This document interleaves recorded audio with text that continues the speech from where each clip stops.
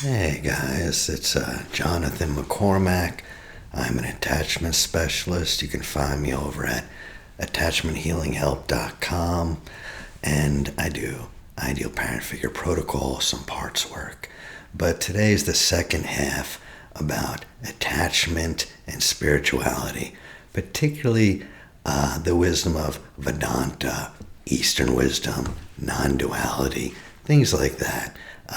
This is mostly from Isabella Viglietti-Swartz, the yoga of relationships. She's also known as Sundari. You can find her over at shiningworld.com. I'll include links. I just want to let you know I'm not a spiritual teacher. I simply don't have the qualifications.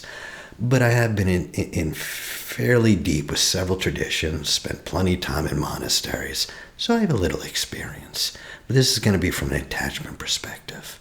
What is Vedanta? Well, Vedanta, non-duality. Vedanta is kind of a philosophy that you can kind of get from a lot of the scriptures in India, and non-duality is kind of an idea that we're all really one, and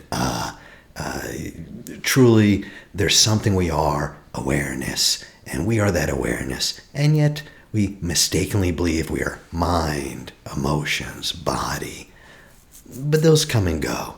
That's not who we are. Those are things we have, but not who we are. I'm not enlightened, so I don't know if that's true. But that's kind of the goal, where it's going.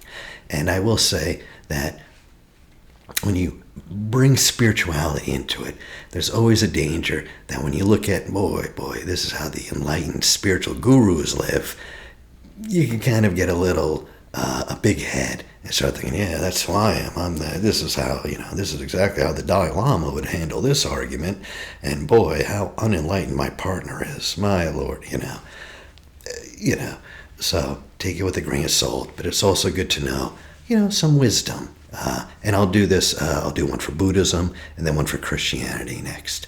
But this one's just general Eastern wisdom, particularly Vedanta and non-duality, This is not a religious thing at all, but spiritual. So the first part we talked about just how our energy affects, an anxiously attached person has this needy energy, and that needy energy kind of flows out, and now he needs to be filled, and that gets filled by the other person kind of unconsciously, and if that other person's an avoidant, they're going to feel very drained, and that's their big fear. Their big fear is someone coming too close that will kind of steal their energy, that will just be too intrusive, and by the way, at the end of this, I'll have a meditation on letting it be. Sundari has qualifications for a relationship. And again, this is like a perfect relationship. We're just people. But it's nice to know, to have an ideal, to kind of see where we are, And the first qualification that she has is that joy is never in the object. Your joy is never dependent on the other object, And she says that because the truth is, in this philosophy, say you see a beautiful sunset, right? Beautiful sunset. And think of that now even. Imagine that. Close your eyes. Imagine a beautiful, something you've really seen. Something that's filled with awe. And when you saw this thing, your heart was filled with peace. Perhaps a kind of excitement, but a peace. And Vedanta would say that peace is not in the sunset. That's actually in you. That's you recognizing your true self. That's you experiencing your true nature, So if you're with, and that's true for all objects and even a relationship. So when you feel that love, what's really happening is you're experiencing your true self. That love is not in the other person. That love is in you. Now I imagine you got to do some hard yoga or meditation to really get there, a lot of prayer.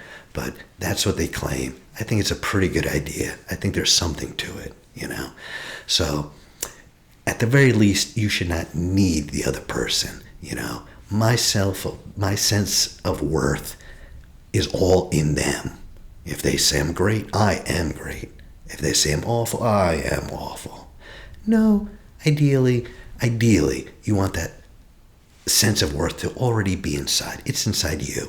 And maybe when someone else recognizes it, you recognize it in yourself. Well, that can happen. And that's lovely. The second is dispassion, Sundari says. And this is the dispassion to be objective about your thoughts and feelings. In psychology, we call this mentalization. Something like mentalization. It's kind of similar. And that means that you know what's your thoughts and what the other person's thoughts are. So the other person says they're going to call it 8 and they don't. And you say, this is because they hate me, They absolutely hate me, probably. And you start looking for all the evidence that they hate you. Those are your thoughts. Do they hate? Maybe they do. Maybe they're busy. Maybe they absolutely love you and forgot. I don't know. But those are your thoughts. In a healthy relationship, what has to happen at that point? At that point, you have to be able to say, these are my thoughts. This is my problem. You know what I'm going to do? I'm going to put that aside. I'm not going to pay attention to them. Get rid of them? Well, that's a little hard to get rid of them. But I'm going to step back from them. I'm just going to allow them. Can you allow these thoughts to go through your head? Just watch them. Just watch. Can you allow that? Heart beating, stomach. Just allow that. Can you just allow that for a moment? Step back from it. That's not you. Those are your thoughts. There's a part of you that is probably very peaceful with it all. Step back. Can you disassociate? Can you, can you step back?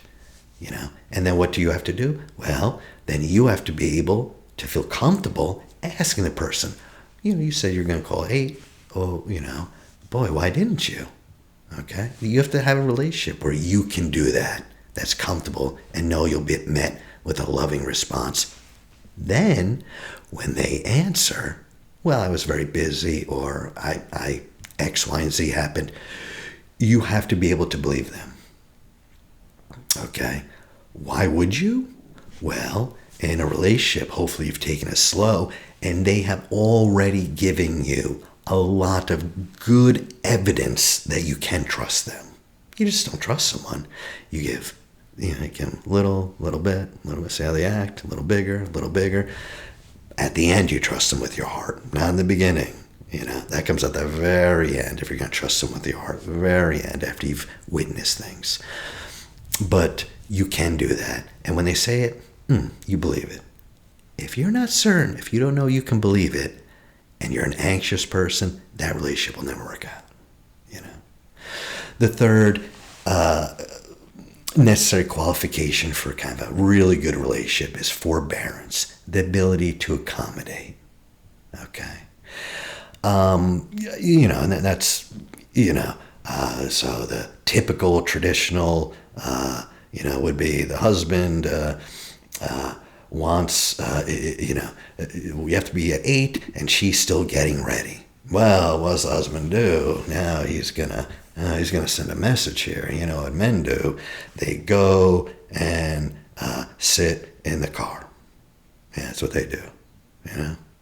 Send that message. That'll speed her up. Oh yeah, she's probably up there thinking, I better hurry. He's in a car. I better, okay. Like, I have no idea what men are thinking with that, but that's their move, Can you accommodate the other person? And vice versa. Can you accommodate? It can't be my way or the highway, And the fourth is rather obvious. Control of speech and senses. You know you're going to say something not right.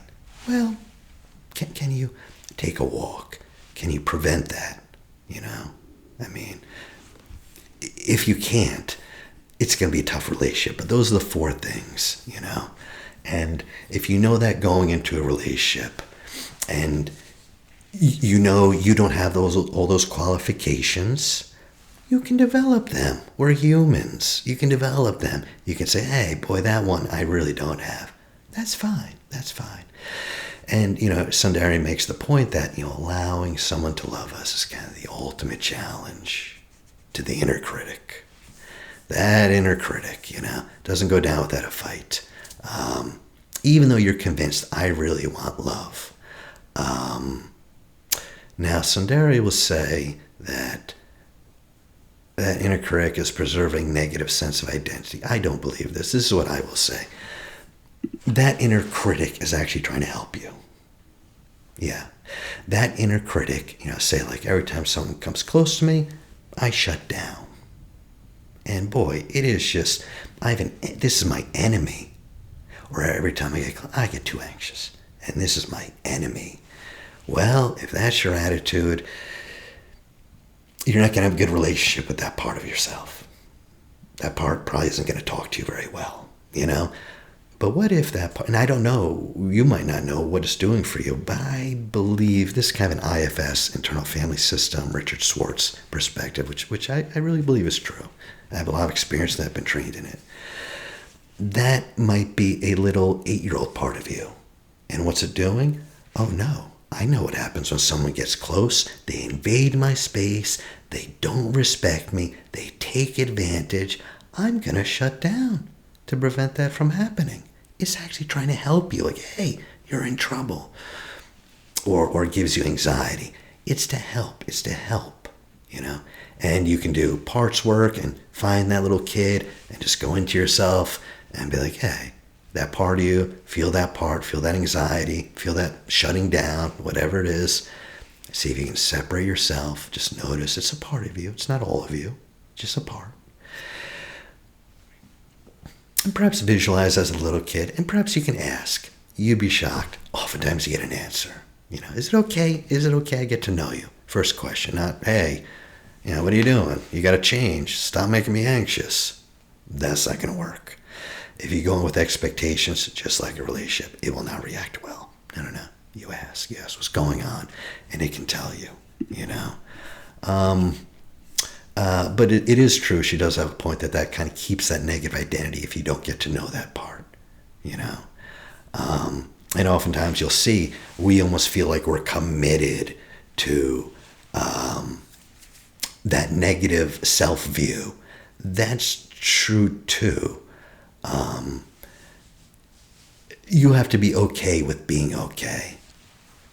Now, she doesn't go into this, but there's a lot of reasons people aren't, For instance, say you were abused as a kid. Your parents beat you, And I come in, I see you, and I'm like, okay, now I want you to be good, and you want love, don't you? And be healthy, and be fit mentally, and part of you thinks, no.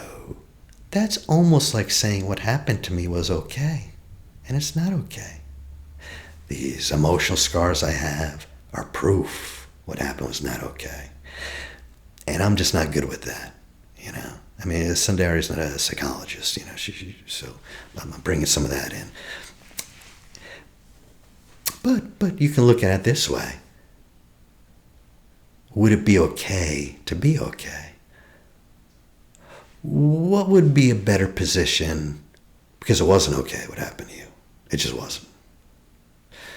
Would it be a better position to be able to witness that, your wounds, from a place of strength?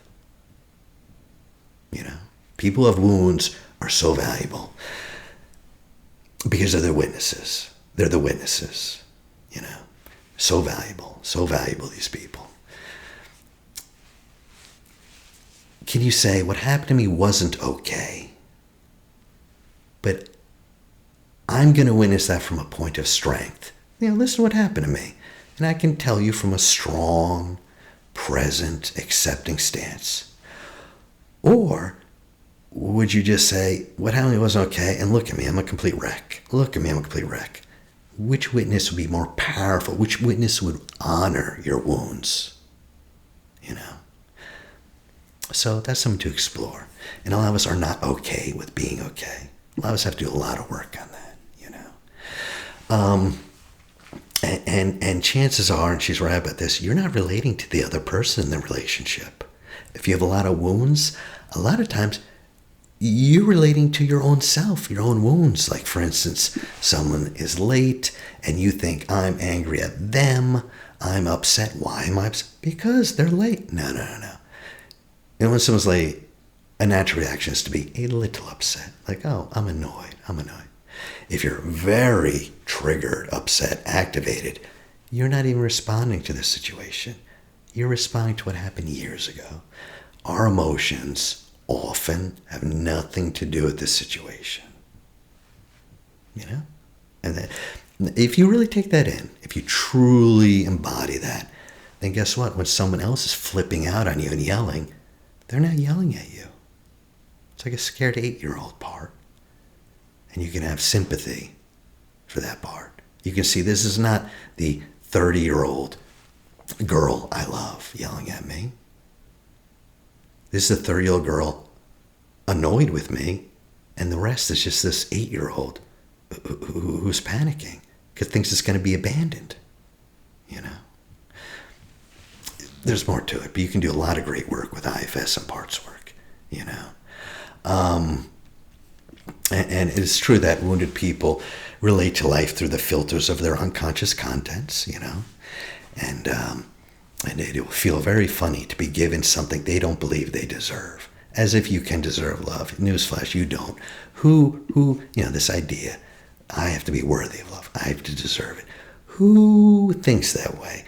Who looks at 3-year-old and says, oh, that 3-year-old, man, do you see how cute that 3-year-old is? That one is very worthy of affection. Not like that. You see the other kid? That other 3-year-old?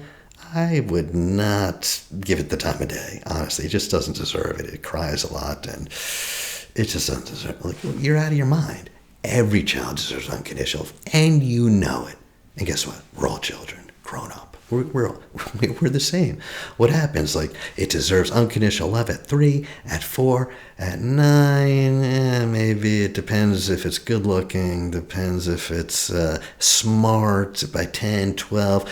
Well, now I got a bunch of conditions here. How good is it at school? Is it good at basketball? How pretty is it? Is it really doesn't meet the qualifications for love here? That's insane.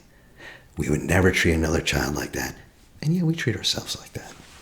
Treat yourself like a beloved friend, that kind of thing. And for those people, they're always looking for someone to correct their self-love deficit. Never happen. It's not even possible. And if that doesn't take place, some inner security, you'll always be needy. You'll always be an anxious person.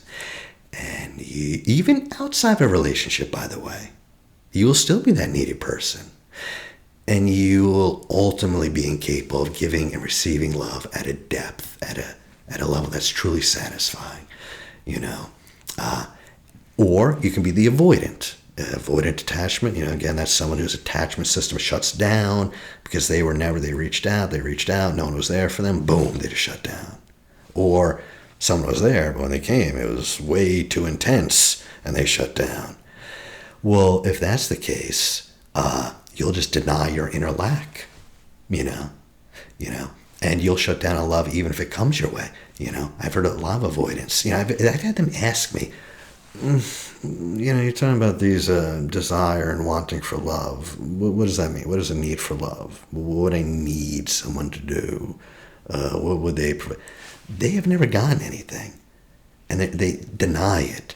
They don't even. How would a relationship aid my life? People don't aid you, they take.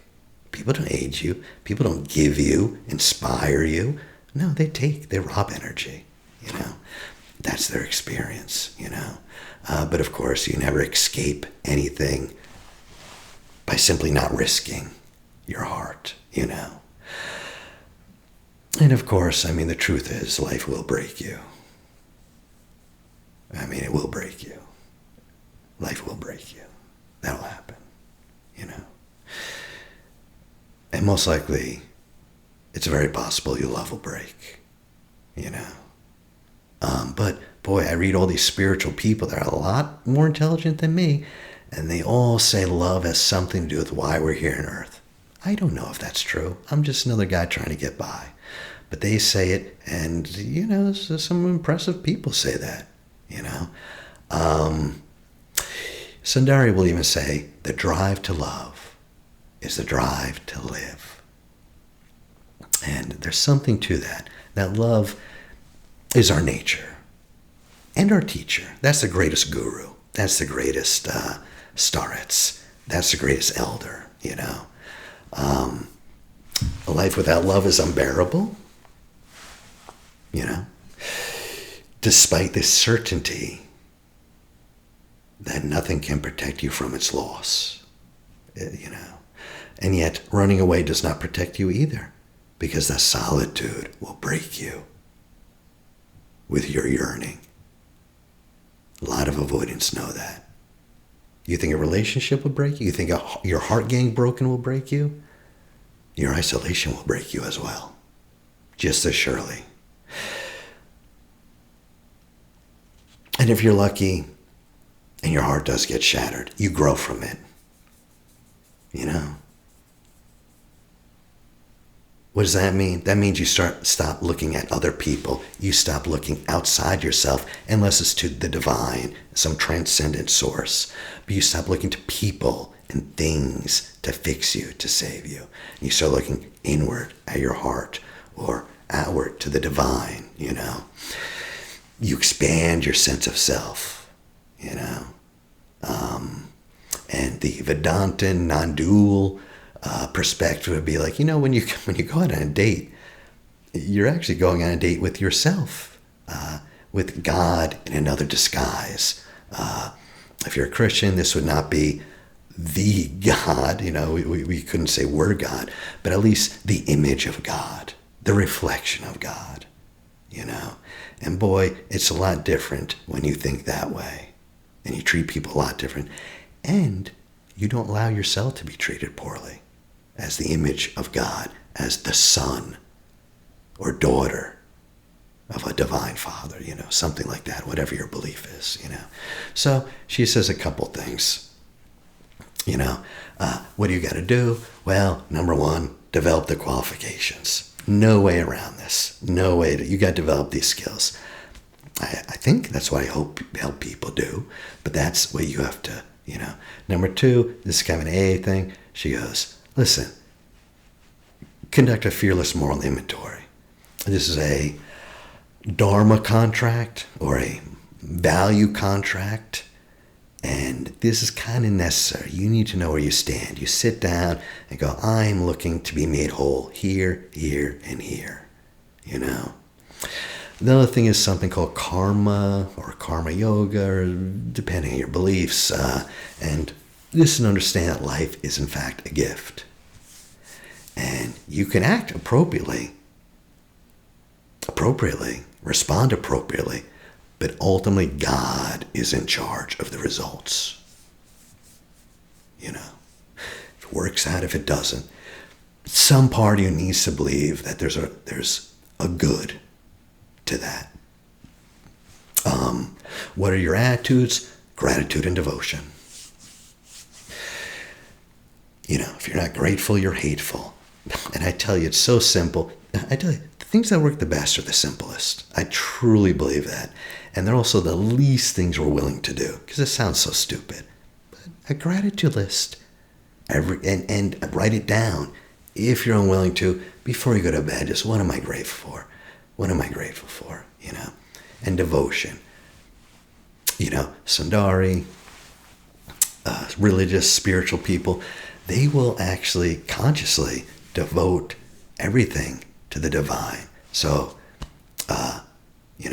doing this, I would say, listen, I'm devoting this to God or to the divine. I'm devoting this to the good of all humanity. And boy, that kind of, even this little YouTube thing, I'm going to devote that. When I wake up in the morning, I guess they would say, devote the day to this higher power, devote everything you do, devote that date, devote that, everything. And you just get in this mental habit of devoting everything, to this higher power. I tell you, it brings you a lot of peace. and it helps you see everyone in your life as a reflection of God, at least. It allows you to see the divine. Your mind gets into a habit.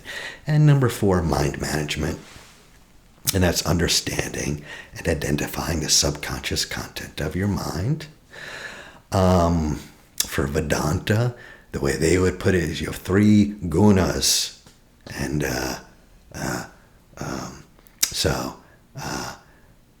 you're either sattvic, and that means your mind's very peaceful, and it's a good place to be. But the other 2 ways of being, right? Well, there's one guna is rajas. What's that? Oh, that's desire, passion. Those guys, they're quick to anger, full of lust, Then there's other people, and the Vedanta would call there's the tamas, and that's denial, sloth, depression, gaining joy in just sleeping, like, where are you? Are you more on the fiery end or more on the cool, cold end? You have to eventually balance it out and to have kind of a sattvic mind, a mind that's very joyful, balanced, And you can do things. I mean, yoga and Hinduism and Vedanta, well, they even have different foods you can eat to do that. I don't know about them, but it's a long tradition. But if you don't like that framework, use another one. Are you more depressive, or are you more the other way? You don't have to use that framework, And then, so if you're more on the tamas side, you bend towards, inertia, What's the cure? Movement. Move, do things, do anything. Because you're the type that'll just sit around, not do anything. And if you're the other type, like, always got to do something, always got to be somewhere. Mind's always going. Slow down. So I'll give a meditation that's very powerful now. This is not mine. This is from Michael Taft, the meditation teacher. He's got a whole YouTube channel and everything, and he offers this free on his web. And people do this seem to be able to let go a lot easier. They seem able to surrender to the moment, So I'm just going to take a moment to kind of just slow down. I'll do 3 deep breaths, and that's to calm the polyvagal system.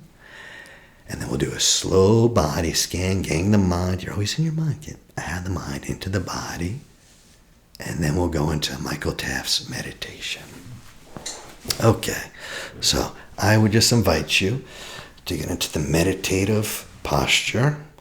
And this is with your feet firmly on the ground or cross-legged. Your shoulders back and down. Spine straight but loose. And pushing the crown of the head up towards the ceiling with chin tucked in. Yeah. And I'm going to start with 3 deep breaths, and I would just invite you to join me if you'd like. I'm going to start with a super deep breath.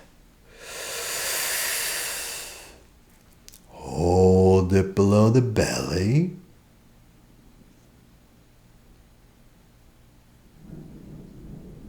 And then very slowly exhale.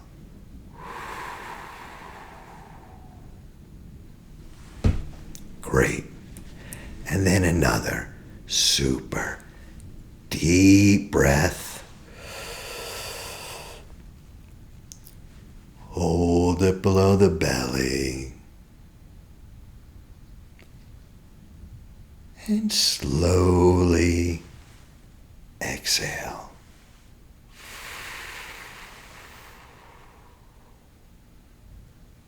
Great. Last one. Super deep breath.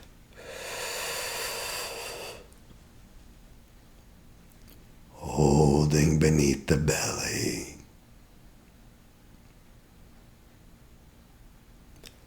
And release.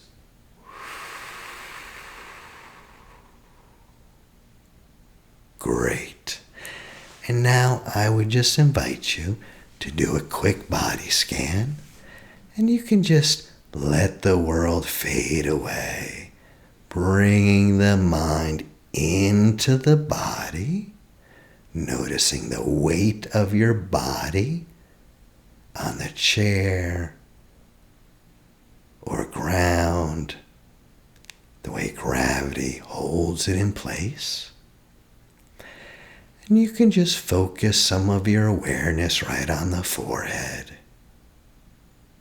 And you can even smooth out some of that tension. Moving down to the eyes, softening the eyes.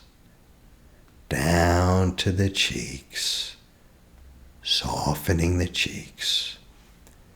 Into the jaw, allowing the jaw to be a little slack and loose. And then a wave of warm, loving awareness moving down the neck, into the shoulders, moving down the torso, all the way down. Loosen the belly, loosen the hips. A wave of warmth rolling into the legs, down the calves, all the way down to the feet, firmly planted on the ground,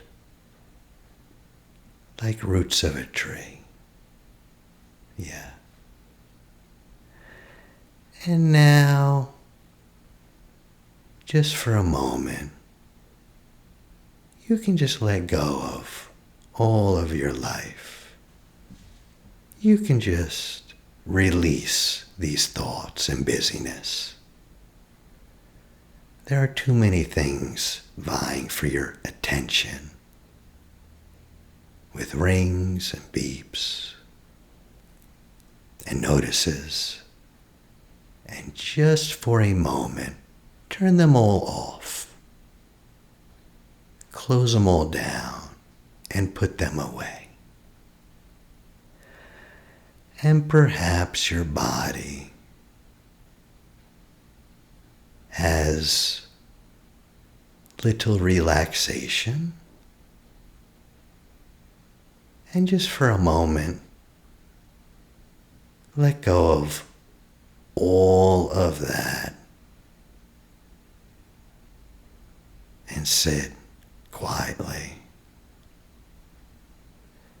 And emotions move through your body, each seeming crucial and compelling. But these emotions are just some physical sensations. You don't need to do anything about them right now. Just for a moment, allow them to be. You just allow them to be. Yeah. And now thoughts around in your head, all these words, but these are just sounds in your mind, and you don't have to do anything about them right now. Just for a moment. Let them be. Allow them to be. And perhaps there's a sense you must do something and there are actions to take. But you'll be able to do something in a little while. You don't need to do anything about them right now. Just for a moment. Just let all that be. And if anything else arises in your experience, that too is just some content. You don't need to do anything about that right now. Just for a moment, let it be. And if any insights, visions, feelings, memories, any other experience arises, that's fine. That's just some content. You don't need to do anything about that right now. Just for a moment, let it be. And if at any point you feel like you're doing something on purpose, just let that be. Let it be. Yeah. And I would just invite you to surrender all effort, surrender all striving, surrender all sense of doing anything at all. There's nothing you need to do. Let go of all fears. Let go of all concerns. Let go of all your responsibilities. Let go of all your needs. Let go of everything that's so important. Let go of anything you're obsessing about right now, just for now. Let go of your story. Let go of your ideas about who you are. Let go of trying to get anything out of this meditation. Especially let go of the sense that there's anything wrong with you, or that meditation is going to fix you in some way. You can let that idea go. Let go of the content of any sensory experience. Whatever you're thinking or feeling is perfect. Don't try to change it in any way. What it means is irrelevant. Let go of that. There is no part of yourself that is outside of this surrender. Somehow watching it, controlling it, or seeing how it's going. Surrender your feelings. Surrender keeping your stuff together. Surrender your mind. Let go of everything. Let go until there's nothing left. And last of all, let go of letting go.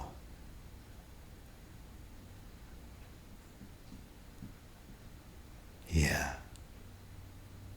Allow yourself to effortlessly swim in the ocean of your own internal experience. And it will buoy you up every time. There is nothing at all you need to do or be in this place of total surrender. There's only love and support. Only peace and clarity. And these don't exist in their normal emotional forms as content. Instead, they exist as something like the nature of reality. Love and support just simply are. They're just there. And it's impossible to really touch this level of love and peace while you're still striving. It's not until you give up all self-striving that the source of love and peace will scoop you up and hold you. So, let go. Right now. Just let go. Everything is fine. You are perfect and fine. everything is all right. There is nothing in this moment to change. Everything is perfect. And you can surrender into the reality of now. And it will take care of all your needs. And you will feel love, freedom, and peace. It only asks that you give up one thing. Everything.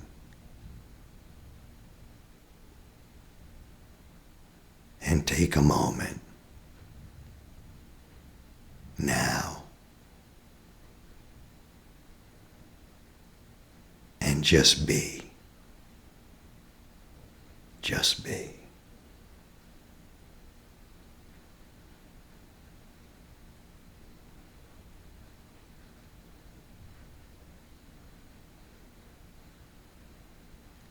Yes.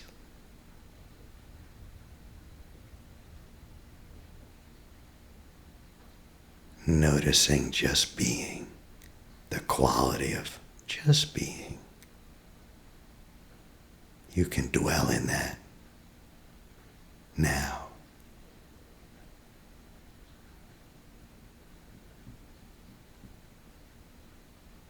Yeah.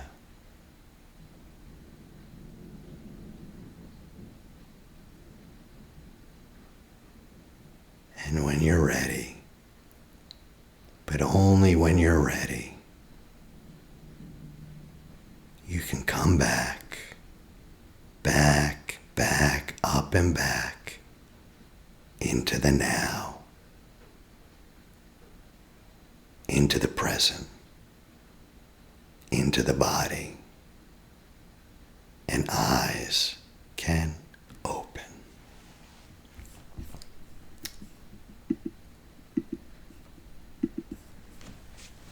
Yeah.